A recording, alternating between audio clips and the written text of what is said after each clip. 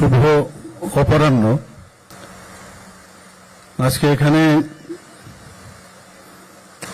নতুন আবহে, নতুন আঙ্গিকে যে কুমারী টিলাস্থিত বিটি কলেজের যে একটা প্রাকৃতিক উদ্যান, সেই উদ্যানে যে বসন্ত উৎসবের যে আয়োজন, সেই আয়োজনের উদ্যোক্তা হচ্ছে রাজ্যভিত্তিক একটা বসন্ত উৎসব উদযাপন কমিটি এখানে করা হয়েছে।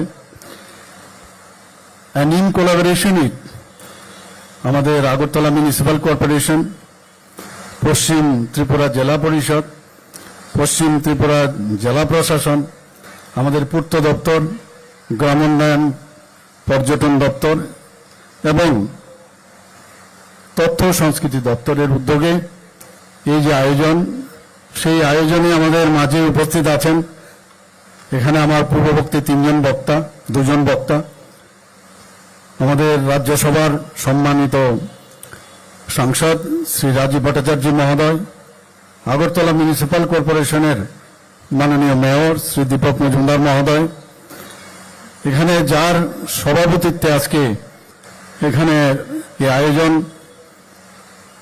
শ্রী বিশ্বজিৎ শীল মহোদয়, সহকারী সভাধিপতি, ইনচার্জ সভাধিপতি ওয়েস্ট ত্রিপুরা, তাছাড়া এখানে সিপাহীজলার যিনি সভাধিপতি এখানে উপস্থিত আছেন শ্রীমতী সুপ্রিয়া দাসদত্ত মহোদয়া, শ্রীমতী অপর্ণা নাথ যিনি নর্থের সভাধিপতি, এবং ধলাইয়ের সুস্মিতা দাস এখানে জেলা সভাধিপতি হিসাবে উনি রয়েছেন। আমাদের মাঝে সবসময় এই এলাকায় যখনই আসি সবারই এবং আপন লোক বলতে যাকে বোঝায় সবাই ওনাকে জানে, বিশিষ্ট নেতৃত্ব শ্রীমতী পাপিয়া দত্ত মহোদয়, প্রেসিডেন্ট জিমন্যাস্টিক অ্যাসোসিয়েশনের।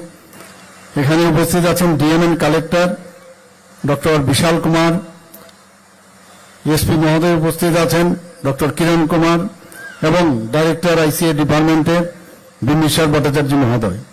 আমার সামনে অনেক ইলেক্টেড যারা রিপ্রেজেন্টেটিভরা আছেন, যারা বিশিষ্ট ব্যক্তিবৃন্দরা এখানে উপস্থিত আছেন, এবং আমাদের যে লাইন ডিপার্টমেন্ট, বিভিন্ন ডিপার্টমেন্টের যারা অফিসিয়ালস কর্মচারীরা এখানে উপস্থিত আছেন। আর খুব ভালো লাগলো এখানে প্রায় 250 যারা আর্টিস্ট একসাথে গান এবং এখানে নৃত্য আমরা দেখলাম। আমাদের মেয়েরাও ছিল, ছেলেদেরও আমরা দেখলাম এখানে। এবং এই অত্র এলাকার সমস্ত যারা সুধী নাগরিক বৃন্দ এবং আমার প্রিয় সাংবাদিক বন্ধুরা, সবাইকে আজকে এই রাজ্যভিত্তিক যে বসন্ত উৎসব সেই উপলক্ষে হার্দিক অভিনন্দন ও শুভেচ্ছা জানাচ্ছি। আমি কোনোদিন ভাবতে পারিনি যে ত্রিপুরাতে এরকম একটা বসন্ত উৎসব এভাবে এখানে হবে। আমি নিশ্চয়ই যে এখানে যারাই উপস্থিত আছেন, যারা এইভাবে কোনোদিন আগে, যেটা বলা হয়েছে আমাদের যিনি এখন ইনচার্জ আছেন পশ্চিম জেলার সভাধিপতি, উনি বলছিলেন যে আগে টাউন হলে বা আমাদের রবীন্দ্র ভবনে এই ধরনের উৎসব হতো। আমার সত্যি আজকে আমরা ওনাকে মিস করছি যে আমাদের যিনি স্বর্গীয় হয়েছেন আমাদের প্রাক্তন এই সভাধিপতি বলাই গোস্বামী মহোদয়, উনি ইচ্ছা প্রকাশ করেছিলেন যেন এই বসন্ত উৎসব এখানে যেন হয়, এবং ওনার নির্দেশেই, ওনার কারণেই কিন্তু এই স্টেজটা এখানে তৈরি হয়েছিল। ওনাকে আমি স্মরণ করে ওনার প্রতি শ্রদ্ধা জানিয়ে আমি দু চারটি কথা আপনাদের সামনে রাখতে চাই। আমরা জানি যে বসন্ত উৎসব সাথে হোলির একটা বিরাট সম্পর্ক। আমাদের বিদ্যাদেবী সরস্বতী দেবীর যখন পূজা হয় তার ঠিক 40 দিন বাদেই কিন্তু হোলি আরম্ভ হয়। এখন সেই আমরা জানি হোলিকা যিনি রাক্ষসী ছিল, তাকে নিধন করার পরেই, যখন সমাজের জন্য খুবই ক্ষতিকারক ছিল, মানুষের জন্য একটা ক্ষতিকারক রাক্ষসী ছিল, তাকে যখন নিধন করা হয় তখন হোলির মাধ্যমে, হোলিকার থেকে কিন্তু হোলির সৃষ্টি হয়। আমরা সবাই জানি বিষয়গুলো। কিন্তু আজ থেকে প্রায় 100 বছর আগে রবীন্দ্রনাথ ঠাকুর, আমরা সবাই জানি, যে শান্তিনিকেতনে ওখানে যারা বসবাস করতেন, ওখানে উনি একটা সম্মেলন করেন। সেই সম্মেলনে এই বসন্তকাল এবং এই হোলি সেটাকে একসাথে করে সেখানে এই যে বসন্ত উৎসব উনি পালন করেন। তারপর থেকে কিন্তু আমরা আস্তে আস্তে করে সব জায়গায় এই বসন্ত উৎসব শুরু হয়। আমাদের সত্যি আজকে রবি ঠাকুরের কথা না বললেই নয়। আমাদের কৃষ্টি সংস্কৃতি যাই বলি, রবীন্দ্রনাথ ঠাকুর যা আমাদের দিয়ে গেছেন এগুলো আজীবন চলবে, এখনো চলছে, আগেও চলছিল, এবং ওনার যে সৃষ্টি সেটাকে সামনে রেখে আমরা কিন্তু বেঁচে আছি। এখানে ত্রিপুরাতে মহারাজা বীরচন্দ্র মাণিক্য বাহাদুর, মহারাজা বীর বিক্রম কিশোর মাণিক্য বাহাদুর, উনাদের সময়েও ত্রিপুরা রাজন্য আমলেও কিন্তু এই রাজমহলেও কিন্তু এই বসন্ত উৎসব হয়। আমরা যদি পুরনো সমস্ত ক্যাসেট বা এগুলো আমরা দেখি উনাদের সম্পর্কে, মানে জাতি জনজাতি সবাই কিন্তু এই রাজ বাড়িতে গিয়ে এই ধরনের উৎসব এখানে হয়েছে। শুধু তাই নয়, উনাদের যে লেখা, উনাদের যে গান রচিত, এই রাজাদের মহারাজাদের যে রচিত সে ককবরক গান, সেটা কিন্তু এখনো ত্রিপুরাতে তখনও হয়েছে, গ্রামে গঞ্জে এই যে বসন্ত উৎসব সেটা কিন্তু তখনও হয়েছে, হোলি উৎসব করেছে, এবং সেইগুলো কিন্তু আমাদের ইতিহাস, এবং সেইগুলো আমাদের ভুললে চলবে না কোনো অবস্থায়। ত্রিপুরা সরকার আমরা চেষ্টা করছি। আমরা আগে দেখতাম যখন এই হোলি যখন হতো, যখন আমরা ধর্মনগর থেকে আসতাম ছোটবেলায় একদম, তখন দেখতাম রাস্তায় রাস্তায় এই আমাদের জনজাতি যারা আছে, বিশেষ করে মণিপুরীদের মধ্যে আমরা দেখতাম যে এই রং খেলাকে নিয়ে ওরা মাতোয়ারা ছিল। সেইগুলো কিন্তু এখন দেখা যায় না, হয়তো একটু অন্য ফর্মে চলে এসছে, কিন্তু ওই যে মিউজিক, সেই মিউজিকটা কিন্তু অনেকটা মিস করি আমরা। আমাদের ত্রিপুরাতেও এখন এবার আমি দেখেছি, হোলির সময় আমি বেরিয়েছিলাম বহু জায়গায়, সেখানেও কিন্তু মানুষ উৎসবের আকারে কিন্তু এটাকে ওরা পালন করেছে। কিন্তু এই উৎসব পালনের মধ্যে আমাদের যে কৃষ্টি সংস্কৃতি পরম্পরা সেটাকে ধরে রাখা খুবই প্রয়োজন। এটার মধ্যে কোনো অবস্থায় অপসংস্কৃতি যাতে কোনো অবস্থায় না ঢুকে। এবং এই ধরনের আয়োজনে আজকে কিন্তু এত ভালো লাগলো যে আমরা সত্যি এখানে জনজাতি যারা আমার ছেলে মেয়েরা এসছে, আমাদের বাঙালিরাও এখানে এসছেন, মণিপুরেরও এসছেন, এই যে আমাদের একটা মিশ্র একটা মানে সংস্কৃতি, সেটা যে এতদিন ধরে চলে আসছে, সেটা আগামী দিনও চলবে, সেটা কিন্তু আজকে এখানে দেখলে বোঝা যায় যে আমাদের ফিউচার স্টিল ব্রাইট। আমাদের নেক্সট জেনারেশন এর থেকেও আরো ভালো করবে। এবার যেমন আমরা ওপেন জায়গায় আমরা করলাম, সেটা আগামী দিন আরো ভালো হবে। এখানে এই যে ঋতু, বসন্ত ঋতুতে কুকিলের আওয়াজ, এটা তো আমরা তখনই বুঝি যে বসন্তকাল এসছে। সব ঋতুর মধ্যে কিন্তু এই বসন্ত ঋতুর সবচেয়ে আমরা বলি যে মানে এটাকে king of the all the ঋতু, 6টা ঋতুর মধ্যে কিং আমরা যদি বলি। এবং এই ঋতুতে রবীন্দ্রনাথ যেভাবে বলেছে যে দৌড় খুলতে হবে, যারা ঘরের ভিতরে আছে সবাই বেরিয়ে এসো, তোমার মনের যে এতদিন ঘরে বসেছিলে, বিশেষ করে যারা আমাদের মায়েরা বোনেরা আছেন, তোমরা বেরিয়ে এসো, এসে সমস্ত পৃথিবীতে উজাড় করে দাও তোমার আনন্দ, তোমার উৎসাহ, তোমার চিন্তা ভাবনা, সেগুলো উজাড় করে দাও। এই যে মানসিকতা, সেই মানসিকতা আমাদের রবীন্দ্রনাথ ঠাকুর আমাদের ইনস্টিল করেছে আমাদের মাথার মধ্যে, সেইগুলো আবার পুনরুদ্ধার আমাদের করতে হবে। আমাদের রাজন্য আমলেও এই জিনিসগুলো রেখে রবীন্দ্রনাথ ঠাকুর এখানে 7-7 এসছে ত্রিপুরাতে। এমনিতে একটা কালচারের উপর ভিত্তি করে রবীন্দ্রনাথ ঠাকুরকে এর জন্য বারবার এখানে আনতো। তৎকালীন সময়ে মহারাজাদের যেভাবে মানে রবীন্দ্রনাথ ঠাকুর উনাদেরকে যেভাবে সম্মান করতেন, তদ্রূপ উনারাও রবীন্দ্রনাথ ঠাকুরকে সম্মান দিয়েছেন। সেই জায়গায় দাঁড়িয়ে আমরা কি দেখতাম, পূর্বতন সরকার এই মহারাজাদের নামই যাতে কেউ না নিতে পারে সেই ব্যবস্থা করেছিল। আমাদের সরকার আসার পর মহারাজাদের, বিশেষ করে জনজাতিদের যেভাবে আমরা সম্মান দিতে চেষ্টা করেছি, এখানে রাজীববাবু বলেছেন যে এবারের যে বাজেট হলো, আমরা এই বাজেটের মধ্যে বিরাট একটা অংশ শুধু জনজাতিদের জন্য, আমরা তাদের উন্নয়নের জন্য রাস্তাঘাট, পড়াশোনা, এভরিথিং, ইনফ্রাস্ট্রাকচার ডেভেলপমেন্ট হোক, সব দিকে আমরা কিন্তু বিরাট একটা অঙ্ক তাদের জন্য আমরা রেখেছি। কেউ কাউকে বাদ দিয়ে হবে না, আমরা একসাথে চলবো। সেইভাবেই এই যে মিশ্র যে সংস্কৃতি, আমি নিশ্চিত যে এখানে আগামী দিনের যে আমাদের সংস্কৃতি আছে, সেটা মণিপুরীদের সংস্কৃতি হোক, বাঙালিদেরই হোক, বা যারা জনজাতিরা আছেন তাদের অনেকগুলো সংস্কৃতি। আজকে আমরা কিন্তু নিজেদের, আমরা অনেক সময় আমি বলি যে আমরা কিন্তু মোমবাতির নিচটাই সবচেয়ে বেশি অন্ধকার, আলো দেই ঠিকই, কিন্তু আমরাই আমাদের কি জানি না। ত্রিপুরার মানুষ অনেকে জানে না যে ত্রিপুরার সংস্কৃতি এত সমৃদ্ধ, যেটা আমরা নিজেরাই সেটাকে আমরা বুঝতে চেষ্টা করি না। সেটাকে আমাদের বুঝতে হবে নিজে, তাহলে নিজেও গর্ববোধ করবেন যখন বাইরে যাবেন বা যখন বাইরের মানুষের সাথে কথা বলবেন। You should be proud of our culture, এটা বলা দরকার আমাদের। আমরা এটা নিজেরাই বুঝতে, আগে বোঝার চেষ্টা করুন। আমি নিশ্চিত এখানে বহু লোক ত্রিপুরাকে ভালোভাবে চিনেও না, যায়ও না। আগরতলায় থাকলো বা যে যে জায়গায় আছে বাস এতটুকু। এখান থেকে কেউ যাবে ওই মরিশাস যাবে, কেউ কোথায় যাবে, সিঙ্গাপুর যাবে, থাইল্যান্ড যাবে। আরে আগে তো ত্রিপুরাকে খুঁজো। ত্রিপুরার মধ্যে অনেক জায়গা আছে যেখানে কোনো অংশে ত্রিপুরার দর্শনীয় জায়গা সব। তা আগে নিজেকে চিনা, অর্থাৎ নিজের যে চিন্তা ভাবনা, সেটা নিজেকে চিনার মধ্যে যে আনন্দ, সেটা যেমন ব্যক্তিগতভাবেও হয়, রাজ্যের বেলাও সেটা সেরকম। আপনাদের বুঝতে হবে যে এই ত্রিপুরাকে কারা সামনের দিকে এগিয়ে নিয়ে যাবে, এই দেশকে কে এগিয়ে নিয়ে যাচ্ছে। আজকে প্রধানমন্ত্রী নরেন্দ্র মোদীজি যেভাবে দেশকে এগিয়ে নিয়ে যাচ্ছে, সেটাকে বুঝতে হবে আপনাদের।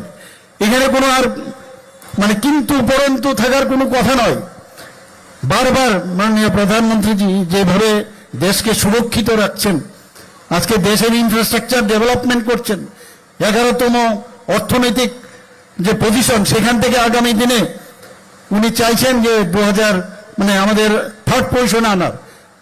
একদিকে অর্থনৈতিকভাবে সুরক্ষার ক্ষেত্রেই বলুক, আমাদের সোশিও ইকোনমিক্যাল স্ট্যাটাসই বলুন, গরিব, এতদিন ধরে আমরা গরিব মানুষদের জন্য আমরা অনেক সরকার দেখেছি, গরিবের জন্য মায়া কান্না, সেই কুম্ভীর আশ্রম আমরা দেখেছি। কিন্তু সত্যিকারের অর্থে মাননীয় প্রধানমন্ত্রীজি যেভাবে প্রতিটা প্রকল্প, যা প্রকল্প হয় সবকটা প্রকল্পই দেখা যায় গরিব মানুষ, আম জনতার জন্য করেছেন। কারণ উনি একটা চাইওয়ালা ফ্যামিলির থেকে উনি এসছেন, আমরা সবাই জানেন।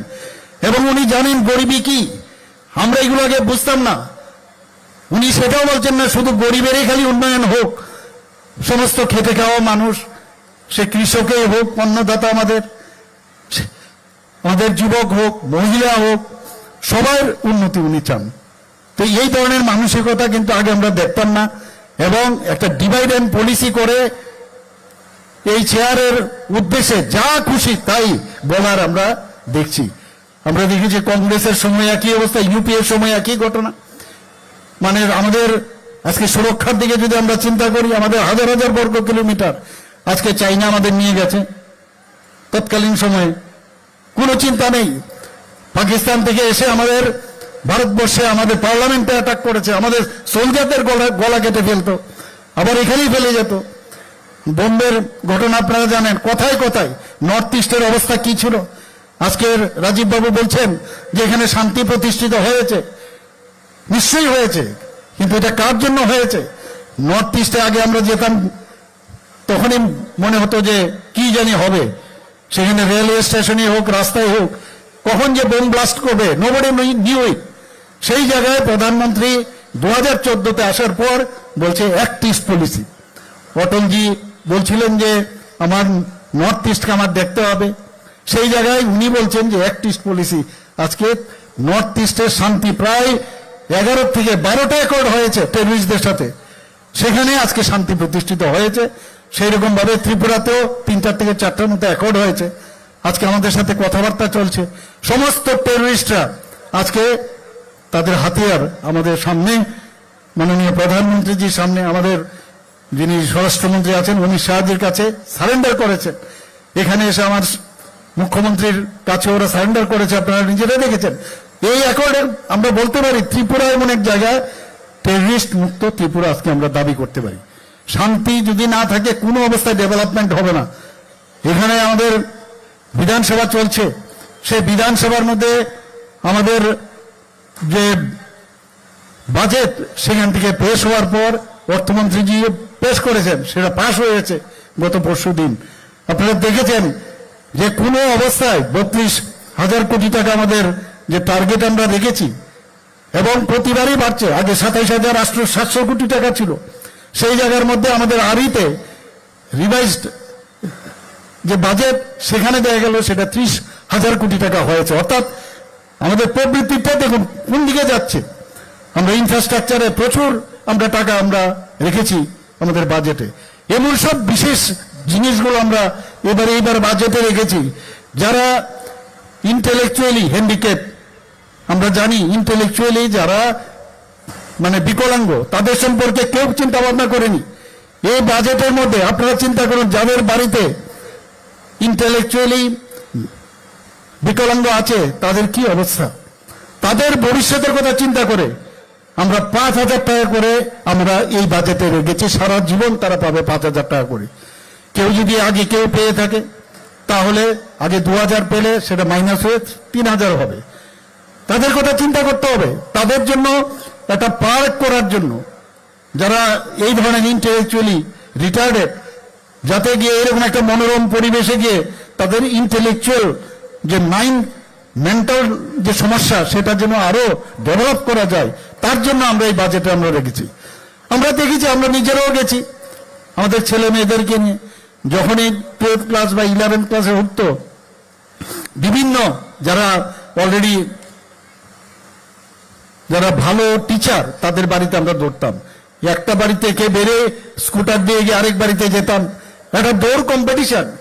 ছেলে মেয়েদের মাথার মধ্যে কি থাকবে, মানে টেস্টেড যারা মানে টিউটর তাদের কাছে যেতে হবে। আমরা বললাম যে না, আমরা প্রতিটা মহকুমার মধ্যে এই ধরনের সেন্টার আমরা করব।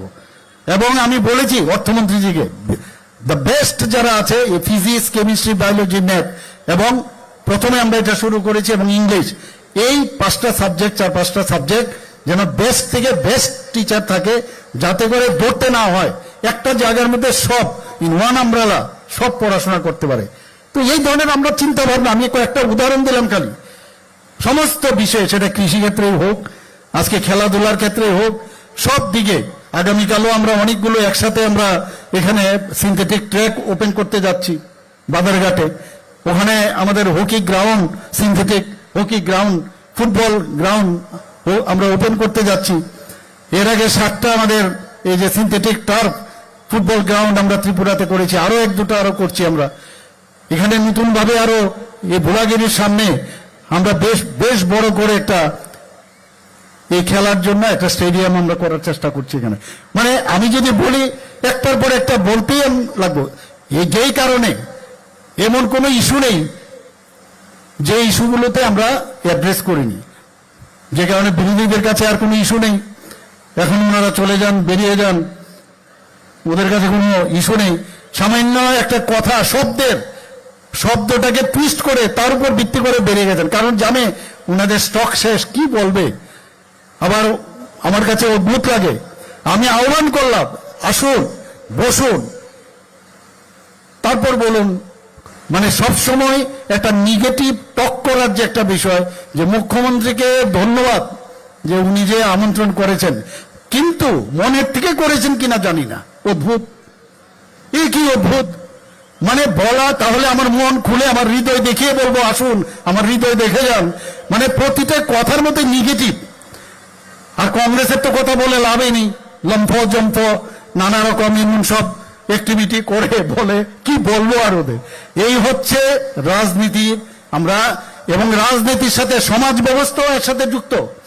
এদের কারণে সমাজে অনেক ক্ষতি হয়েছে, আমরা দেখেছি। এখানে খুন, সন্ত্রাস, অগ্নি সংযোগ সমস্ত জায়গায় একমাত্র এই ধরনের ব্যক্তিরা ছিল, আছে বলেই কিন্তু আমরা এখন মাননীয় প্রধানমন্ত্রী নরেন্দ্র মোদীজি এবং স্বরাষ্ট্রমন্ত্রী অমিত শাহজি কারণে আমরা এখন ঢাল হয়ে আমরা কিন্তু দাঁড়িয়েছে, ওদের এক সুবিধা করতে পারছে না।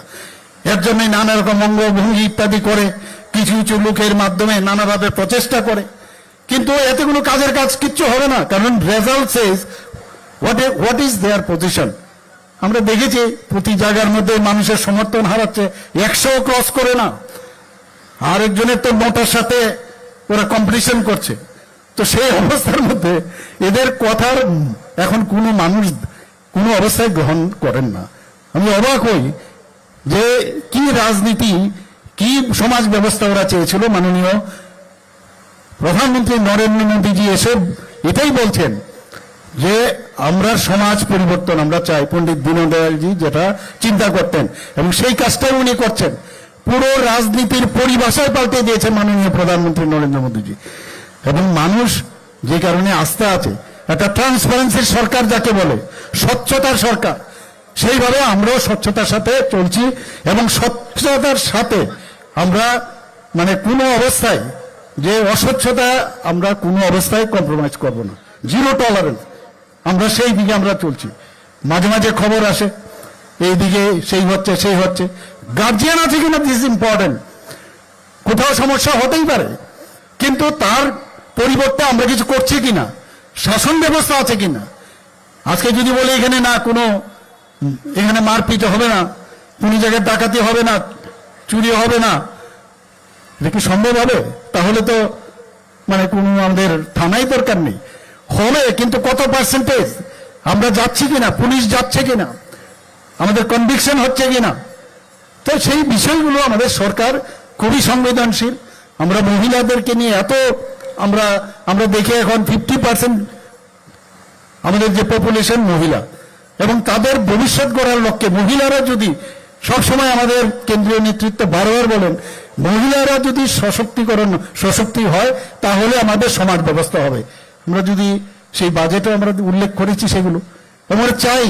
আগে কিন্তু আমরা দেখতাম না, এখন মহিলারা আসছে এবং আজকের আমরা সমাজের সাথে যেমন আমরা চলবো, কিন্তু আমরা আমাদের সংস্কৃতিকেও বলবো না। এই বসন্ত উৎসবে সংস্কৃতির মাধ্যমে এই যে আমাদের কৃষ্টি সংস্কৃতি, সেটা পুতুল নাচে হোক, একটা সময় আমাদের পুতুল নাচ ছিল, একটা সময় আমাদের পল্লীগীতি ছিল, যাত্রা ছিল, আমাদের আইসিএ ডিপার্টমেন্ট থেকে সেগুলো পুনরুদ্ধার করার চেষ্টা করছে ওনারা বারবার এই ধরনের যারা, এবং তাতে যে মানে বেস্ট যে ট্যালেন্ট তাদেরকে খুঁজে বের করার চেষ্টা করছে। আমাদের এখানে ফিল্ম ইনস্টিটিউট হয়েছে এখন, আপনারা জানেন ত্রিপুরার একটা ছেলে আজকে কোন জায়গায় পৌঁছে গেছে, অস্কারের জন্য ওকে মনোনীত করা হয়েছে। ওনাকে আমরা ডাইরেক্টর এখানে আমরা উনাকে এখানে আমরা অ্যাপয়েন্টমেন্ট দিয়েছি। এবার আইফাতেও মানে বেস্ট রাইটার হিসাবে সে প্রাইজ পেয়েছে। তো ত্রিপুরার ট্যালেন্টের অভাব নেই, খুঁজে বের করতে হবে। আইসিএ ডিপার্টমেন্ট এই কাজগুলো করছে। আমরা পুরনো যে স্মৃতিগুলো আছে সেটাকে মন্থন করতে হবে এবং সেইগুলোকে করে আমরা এই আনন্দের মাঝেও আমাদের যে মিলন এবং আমরা যে আগামী দিন একসাথে থাকার যে একটা ভাবনা চিন্তা, কারণ অস্থির থাকলেই কিন্তু মানসিক অস্থিরতা থাকলেই অস্থির থাকবে। আজকে মন কি বাত অনুষ্ঠানে মাননীয় প্রধানমন্ত্রীজি বলছেন আমাদের 21শে জুন আপনারা জানেন ইন্টারন্যাশনাল যোগা দিবস। আমি আহ্বান করব যারা কটূক্তি করে, যারা নেগেটিভ মাইন্ডেড, একটু যোগাটা করুন, তাহলে মাথাটাও ঠিক থাকবে, আগামী দিন নিজের মাথাও ঠিক থাকবে, তাহলে অন্য মানুষের মাথা আপনারা মানে ডিস্টার্ব করবেন না অ্যাটলিস্ট।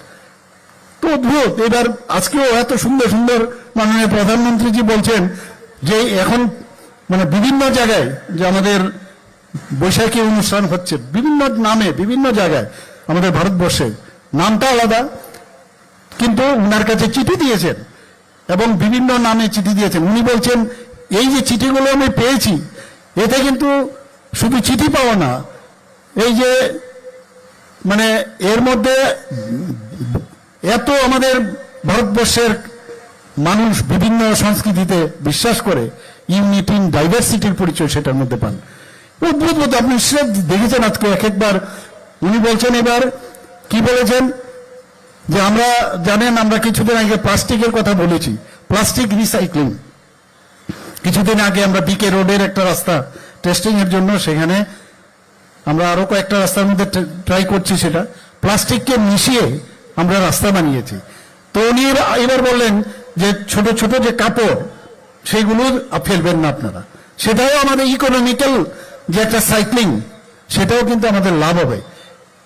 এরকম সুন্দর সুন্দর জিনিস, তো এটা কখন আসবে? এই ধরনের ব্যক্তিত্ব যখন আমরা পাবো এবং এত সুন্দর সুন্দর চিন্তা ভাবনা করেন, আমি আশা করি যে আজকের এই রাজ্যভিত্তিক যে বসন্ত উৎসব, আমি ধন্যবাদ দেব এই কমিটিকে এবং আমাদের ত্রিপুরা সরকারের লাইন ডিপার্টমেন্ট থেকে আরম্ভ করে আইসিএ ডিপার্টমেন্ট যেভাবে সহযোগিতা করেছে। আমি আগামী দিন বলবো যে এটাকে আরো বৃহৎ আকারে এটাকে প্রচার প্রসার আরো বেশি করে করতে হবে। মানুষের মনকে আরো একসাথে আমাদের একজন আরেকজনের কাছে নিয়ে আসতে হবে। আর রবীন্দ্রনাথ ঠাকুর বলেছেন, খুলো দৌড়